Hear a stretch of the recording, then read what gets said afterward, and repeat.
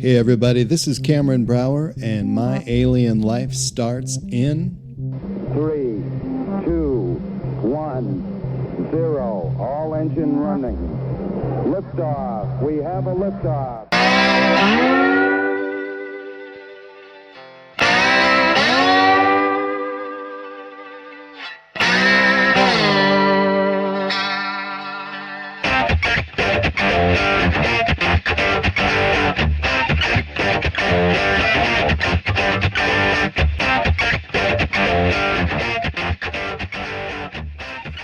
Hey everybody, right on. It is Friday night. Thanks for making it to the podcast. My name is Cameron Brower, and tonight we're going to talk a little bit about alien culture or alien cultures. Why do we look at the universe with visual telescopes? We're looking with visual telescopes, radio telescopes, and other ways, but on Earth, we now look at everything via the mobile phone. There's a lot of people out there, myself and possibly millions of others, who are here to tell you that there's some kind of weird stuff and wild stuff going on right here on Earth, and more than likely right on your block or maybe even over your neighbor's fence. So maybe that guy next door whose skin doesn't quite seem to fit as some kind of extra, he's an extra something, but that scenario, sounds right out of an amazing movie, but the idea came from somewhere, so let's not be quick to label anyone. There's an explanation behind all the mysteries of the universe. We might just be looking in the wrong place or the wrong time or looking the wrong way or all of the above. Hey, this is Cameron Brower. Thanks for having me. Check out my website, please, at www.alienlifepodcast.com, or you can get our latest download at iTunes, Facebook, Twitter, and of course, podbean.com. I appreciate everyone finding me on social media, and please email me your stories, photos, anecdotes, comments, whatever you'd like. I know sometimes it's hard for us to communicate visually on the podcast, so I will be posting photos and other things there in the future so you can get fully what we are talking about here on the podcast. Like everything that is living that can evolve and change, so will this program, and I would love for you to be part of it as I share my own life's changing stories and hopefully yours as well. Last week, we talked about what makes me tick, and we look back on how this all got started. This podcast is a UFO story. It's an alien story. It's an abduction story. It's a story of how my life was impacted by many events and what I have done to survive what myself and others definitely consider traumatic and terrifying events. And just know that it's absolutely true. I also think my story is different, quite different rather, than other stories that you've heard and are used to hearing. And I threw out there the name that I gave these visitors I've experienced last week. I call them IMOs, which is an acronym for what someone might consider aliens, spacemen, or beings that use high technology to get to this planet, or one that uses a greater technology or other means to transport themselves and or others around this planet. I call them IMOs, which is basically intelligent mobile organisms. How and why I consider them intelligent mobile organisms and not an alien or gray, well, that's based on my own theory that involves information that I have collected. So that's information that was collected by myself voluntarily or involuntarily, and this directed me to believe that, yes, we could be visited by travelers, traveling space organisms. We could be experiencing alien expats who have taken up residence here, both. We could even be experiencing organisms who have always been here that are evolving right alongside of us, but have avoided us for the most part, and could have avoided humans for tens of thousands of years. How about time travelers? That's a possibility. Intra or interdimension or extra dimension travelers. Another possibility, holograms or projected images or extrasensory perception images from another world. Or yeah, you get the picture. So what is real? What do you think is real? None of us has a real simple concept, and yet everyone with an experience or theory is trying to pinpoint what happened to them, what they saw along with who did it, and they must absolutely be from way out there somewhere. Why do they have to be from out there? Why do they have to be from anywhere? Let's just clear our minds and let's open up to the fact that we are experiencing some sort of amazing phenomenon, and they could be coming from anywhere, or they could have always been here. So let's talk a moment about IMOs, intelligent mobile organisms. So intelligent, are they intelligent? Absolutely. I'm certain they are definitely intelligent. There's very little evidence that shows us that they're not intelligent. So how intelligent? I have no idea. I could go either way on this one. So let's talk about that later. How about mobility? If they are from another planet, then they are extremely mobile. If they're not from another planet and just live out there in outer space, they are extremely mobile. If they're from this Earth and are just hanging out on the planet, they seemingly have the ability to move around or stay invisible or resist detection. My guess, that would be because they're an extremely mobile organism. So we'll talk about that. Yes, I said organism. They are organisms. Let's consider them organisms by a composite definition. Every dictionary kind of defines organisms a little bit differently. I don't even own a dictionary. I mean, this is coming straight off the internet. I'm sure somebody out there has an Oxford dictionary in the house somewhere, but according to definitions that I've looked at, organism is an individual or animal, plant, or single-cell life form. That's a definition that's online. And I have no idea if they're animals or plants or bacteria or single-celled or multi-celled. I think they're from at least a single-celled life form, but how about a multi-celled life form? They could be a whole new life form, taxonomic rank, and everything that we're totally unaware exists, and we need to talk about that. So intelligence, mobility, and whether they are organisms as we define organisms are three things that are worthy of a podcast episode, probably a podcast episode each on all three of those topics. One of the things that fascinates me is that and that's a big if they are from out of our atmosphere, what kind of organization does it take to get them here and then get them back to where they came from? That would imply there's a culture out there interested in us earthlings. So now this is just an ethnocentric view from a guy from Montana, but I'm taking all I know from humans and I'm formulating my opinions about creatures just like everybody does that may not even get what we are. They may not even think of us as a life form. But there would almost be a cultural aspect to any outside organisms that visit this planet. All humans have culture. We say that humans have no real instincts like building a nest or congregating and flying on instinctual directions every fall, but we can argue that culture is our instinct in which we override a long extinct instinctiveness in order to survive as a race. We're a species that creates with others in order to survive and propagate. IMOs interact with each other, I would say, and have culture. From my anthropological background, which was my university degree decades ago, I believe by definition they have a culture, so they must be some kind of organism. Does that work both ways? I don't know. Probably, although I'm questioning what I believe. Yeah. So does the presence of culture make a being of some kind, whether it is from the planet Earth or other place, does it make that being an organism? And if it's an organism, is it engaging in culture? I'm still saying yes, although there might be exceptions. So I'm sorry, this is a concept. I know it's hard to follow and it's a little technical and it's a little wordy, and it's not easy for me either. So a culture is considered to be the interactions of humans with their environment, and humans and with each other, and then the product of that interaction.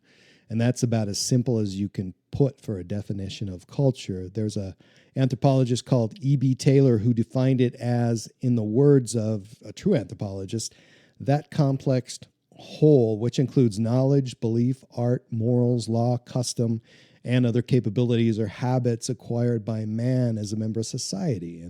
And that describes us as humans. But the question here would be, if they are not human, is their interaction with each other and the product of their interaction considered culture?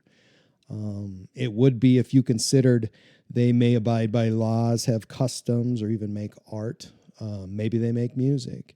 If they make anything together that is used for a group, then they have formed culture, and by definition. However, my take on what personal information I have is that they do the basic minimum to form culture. I doubt they, and I mean the IMOs I've experienced, are pleased or produce culture for pleasure, but they do enough or the minimum enough to have culture. But that isn't why they keep living and producing. I'm sure it's not for love of each other, and I'm sure it's not for the love of Earth. I had to ask myself, what do they want? Why are they here? So yeah, that's a question I think that everybody has. What do they want? And why are they here? They're obviously interested in us. The bottom line is they are interested in us enough to make a hobby out of observation and interacting with humans without our permission. They're getting something valuable in return out of watching us. If they were only able to recognize missions or trips to observe humans, and that was the only thing they did as a group, then absolutely, they have culture. It's doubtful there's a unilateral effort or some kind of rogue being out there looking into how fascinating that we are. So as a group, as a culture, they're observing us.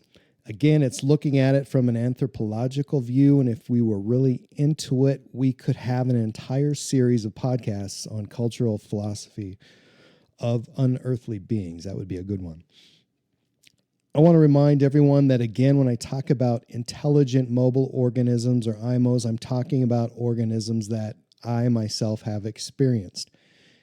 Listeners out there, you may have experienced something totally different.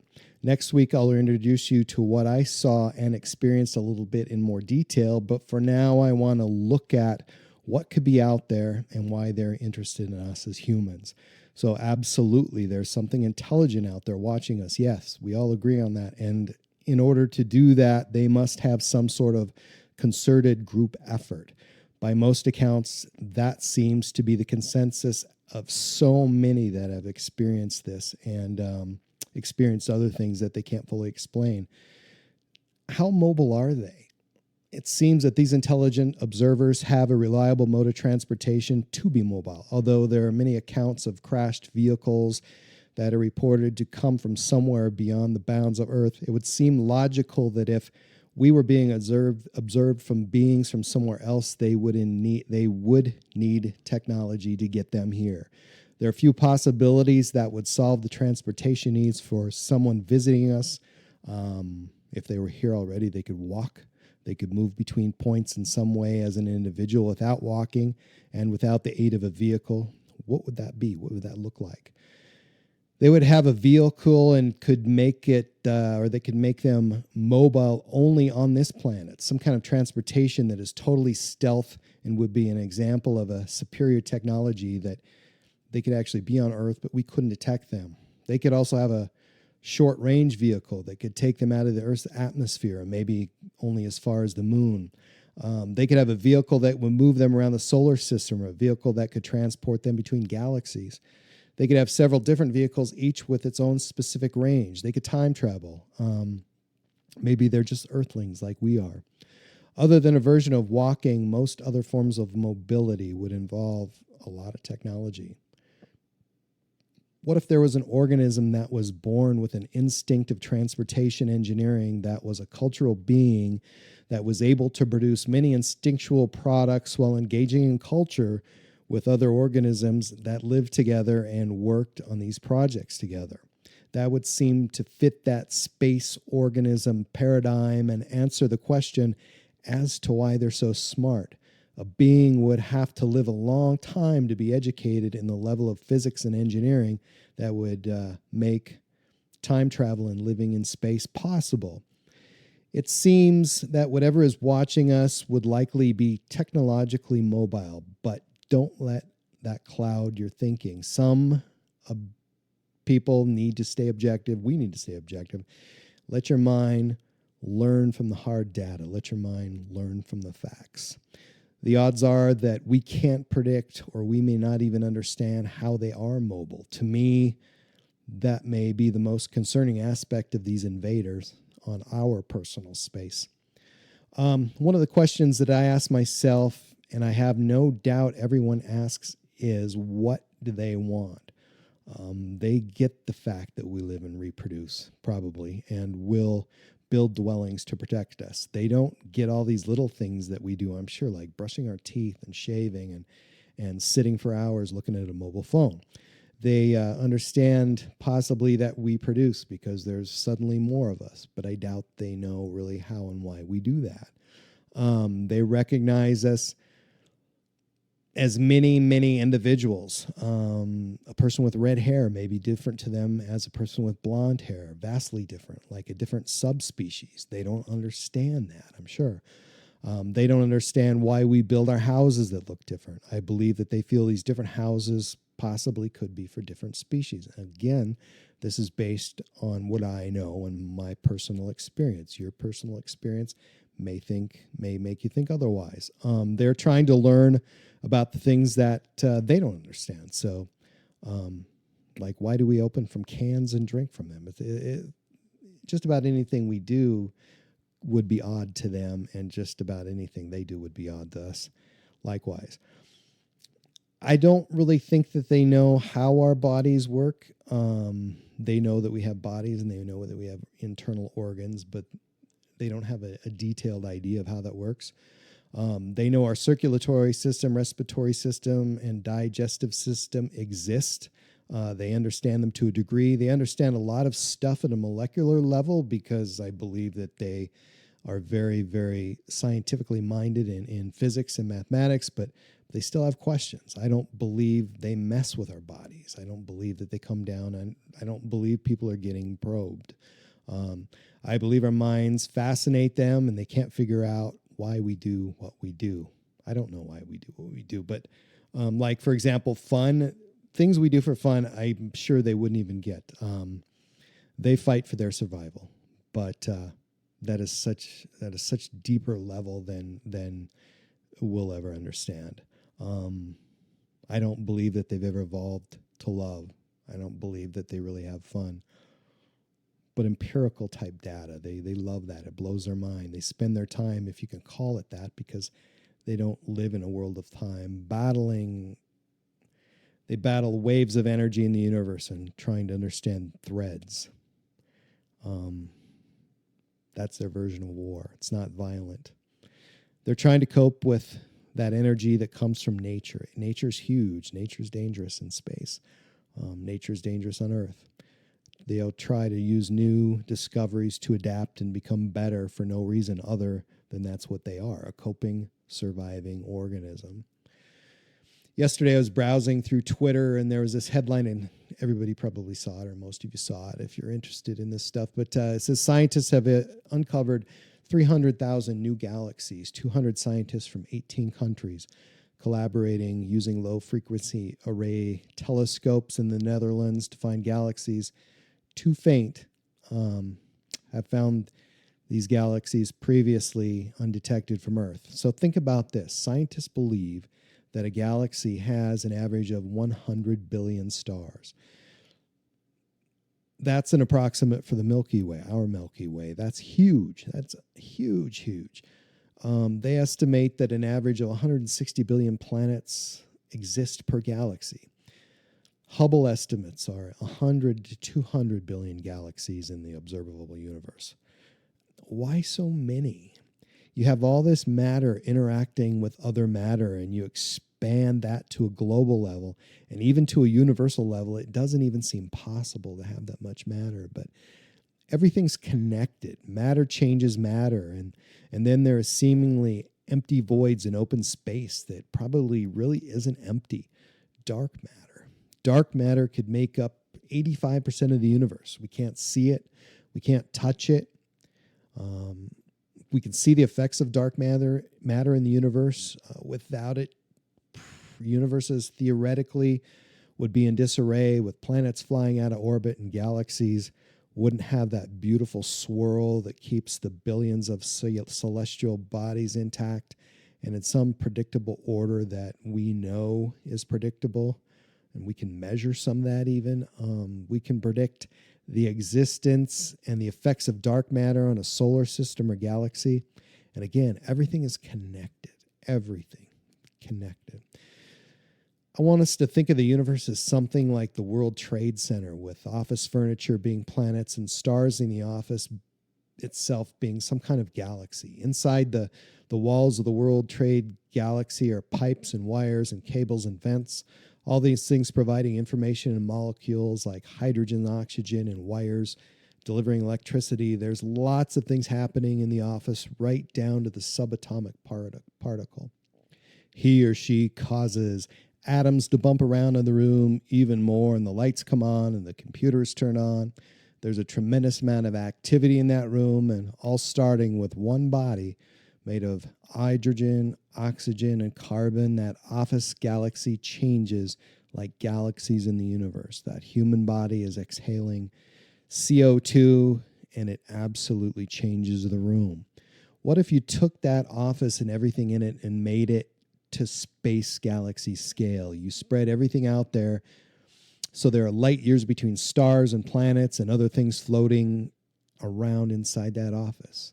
Would a 5'10" human walking into the office cause the same commotion as when the office was a 400 square foot room? Why not? Why wouldn't it? If there's a presence of dark matter, wouldn't a person set that in motion, causing everything else, including atoms in motion, causing everything in the room to change, even to the slightest degree that could be measurable with the right equipment? Why couldn't that happen in space? It would be almost like everything in the universe is connected. The wing of a butterfly, not only changing the space around itself, but perhaps changing the universe itself. So why not? Is everything in the universe connected? Are we connected with a star that is 71 million light years away? Why not? We know there are definitely, you and I were made out of star stuff. We know that. A few billion years ago, you were floating, albeit in a different shape and form, out in a galaxy somewhere in the universe. That makes you connected to the former solar system or galaxy. And you still are connected, because the matter that makes you, you, is for the most part elementally the same, except the arrangement could be a little different. The complexity is still the same. So what's the connection? What universal thread connects you to the universe in a different time and at a different place? What is a universal thread or thread of the universe? You step outside on a clear night and see something interesting in the sky, and you point to it, and in turn that causes motion in the atoms around you, and the star stuff that your hand is made of just set off a chain reaction, and that could and probably does change a galaxy billions of years later or instantly. Who knows? These universal threads connect you to anything else that could provide information on a universal scale to anyone out there who can read and interpret that information if they had the technology to build a kind of a supercomputer capable of analyzing and interpreting that kind of data. Is it possible that these threads that connect us to the universe is capable to relaying information about everything in the universe to everything else in the universe in real time or in any kind of time, past, present, or future? We know there must be something holding all this together, even though we can't see it or identify it. There are threads in this universe connecting every single particle to the one next to it, or to the smallest of particles billions of light years away, and there's information in these threads. What else can these threads be used for other than communicating or collecting data? What about time travel? Is there something undiscovered that allows us to time travel, or to travel billions of light years in a fraction of the time that we are used to measuring? This has been something that's been on my mind since, probably since I was in 6th grade. I knew the universe was big, but I didn't know how big. If there were only millions of planets, then why would aliens come here? Why this random planet? What kind of beacon was being sent out there notifying the universe with our street address? we send out a lot of radio signals, and yes, that could be it. I really didn't know much about radio signals. So even back then, I was thinking about how we're giving up our location and credit card info to these alien hackers. But then there were things that happened to me, and there were several different experiences where I accidentally received information. I also observed the IMOs, intelligent mobile organisms in the world, as one of them.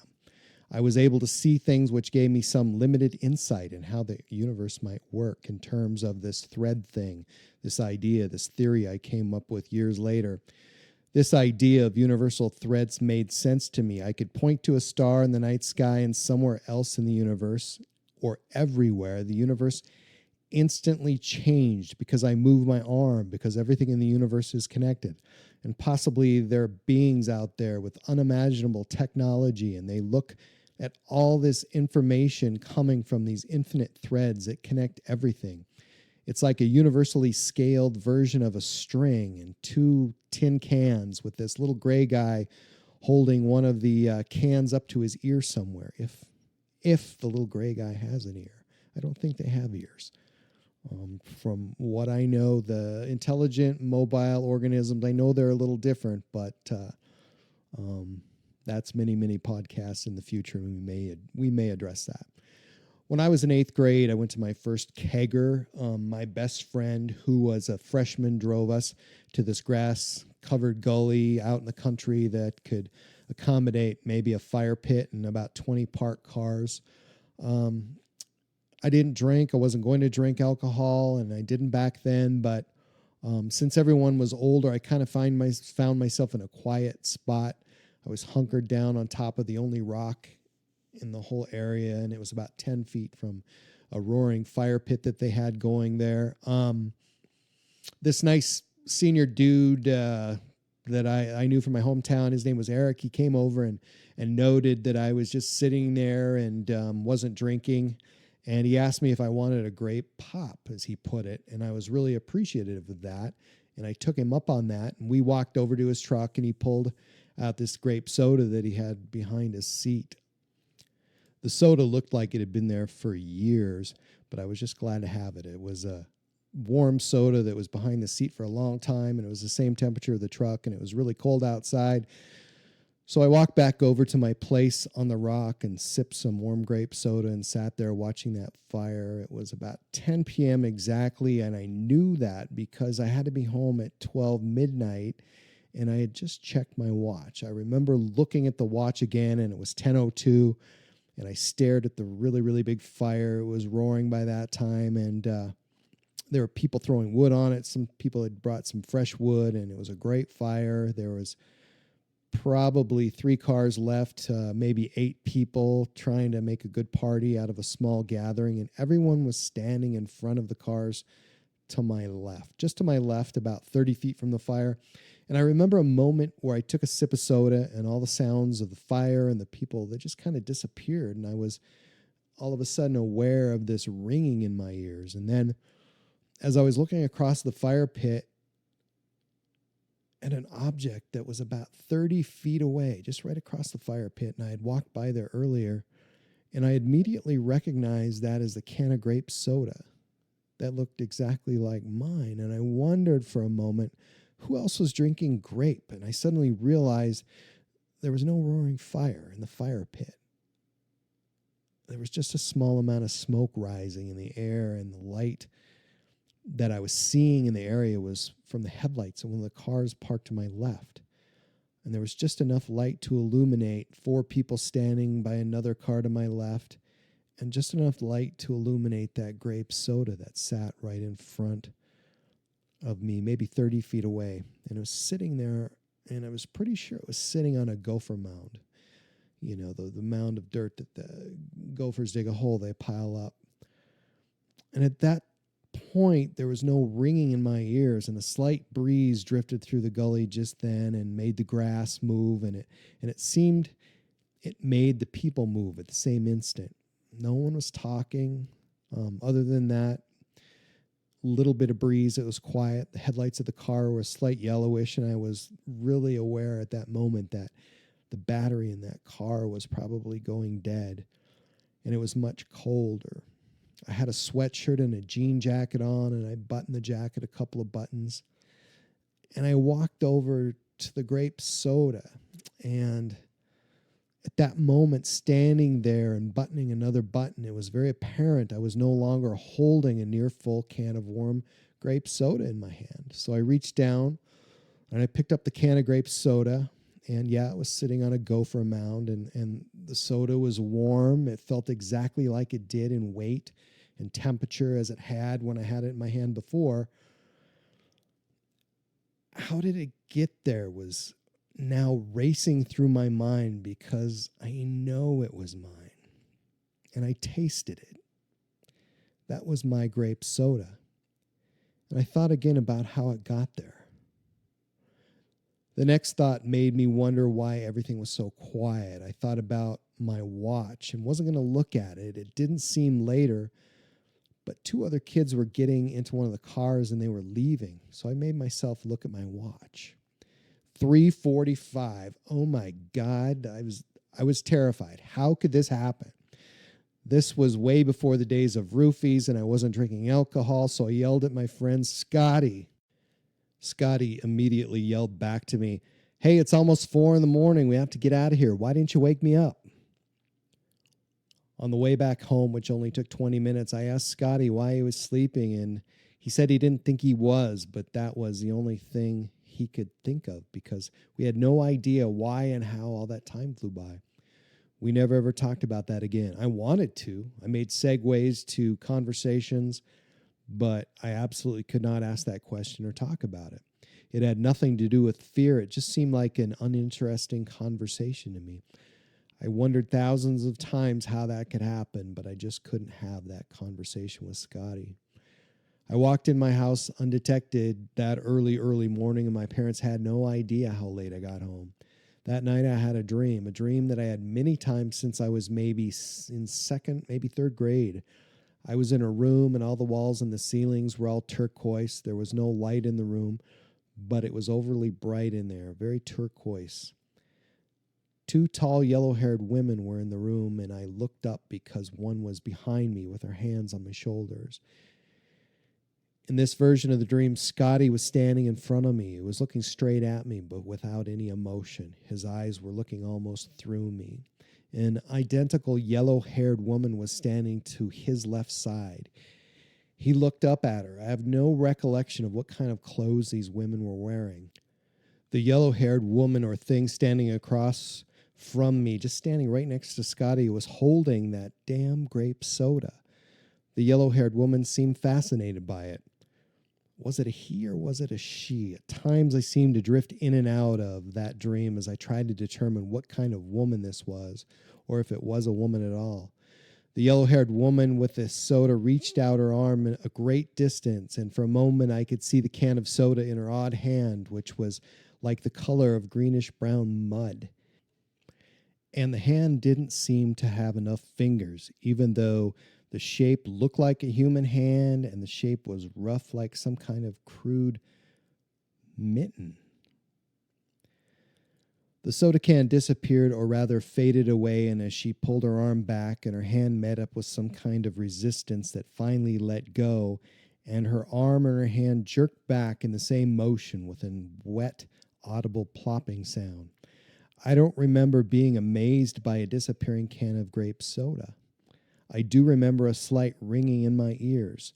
The room began to feel dense, like we were in water, but we could still breathe, and I could still breathe for sure just fine. Then the walls became rounded, and the color turned to the same greenish, brown, yellow-haired woman hand color. The woman in front of me suddenly blended into the wall and the wall color, with the exception of her hair. Everything in the room, including these two women, were the same color. The one in front of me started disappearing into the wall, or it was like she was color blending into the wall and fading away except for the hair. That bright, yellow, shiny hair that wasn't really hair at all, but it did look familiar. It wasn't until around 2 years later that I realized that this wasn't hair at all. The color was spot on, but it wasn't hair. It looked like a long hat that started at the top of her head and extended down her back slightly. The two women behind me were now gone, and so was the yellow shiny hat. Scotty was still in the greenish-brown mud-colored room with rounded walls. He is looking directly at me and opens his mouth slightly as if he is going to speak, and then I wake up. After getting up, I spent the entire day in the house. I could smell the inside of that round room all day. The smell was like burnt meat being fried in a cheap aluminum fry pan. It was very close to that smell that I knew very well, because it was the smell that my mom would make in the kitchen every Sunday when she would cook steak on that old aluminum frying pan we had. An odor that I would get used to, and an odor that I had smelled too many times to count. The smell of the dream lingered through that Sunday and most of Monday, which was a school day. I could also feel those hands on my shoulders, but the feeling made me think of much longer arms. Hands connected to arms that were miles long, maybe even hundreds of miles. During math class, which I always hated, I was asked to solve a problem on the chalkboard. I reluctantly went to that board, and for a brief moment, I could see the whole problem and the solution in my head. I was very excited. I was going to write it all on the board quickly and perfectly and impress everyone. Then I had the sensation of my shoulders all the way to my hands, like they were going to sleep, or something was exiting my hands, arms, and shoulders through my shoulder blades, like millions of tiny threads exiting my body all at once. I wrote the problem expertly on the board, straight out of my textbook. The solution and the threads had been pulled from my mind and from my body. And I remember thinking, so what? When's the next time I'll ever use algebra?